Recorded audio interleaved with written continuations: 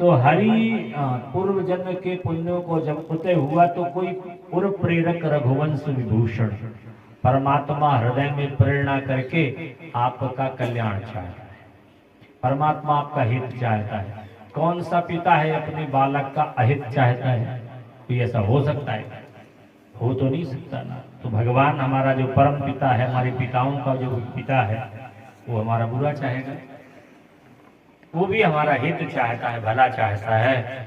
तो इसलिए वो कुछ ऐसी व्यवस्था कर देते हैं, कुछ ऐसी व्यवस्था कर देते हैं और सब कुछ दिखा करके सुना करके माँ भगवती की जैसे यहाँ पर हम चर्चा सुनने के लिए आए हैं। माँ भगवती ही एक ऐसी है कि वो सब कुछ देती है, भुक्ति देती है और मुक्ति देती है।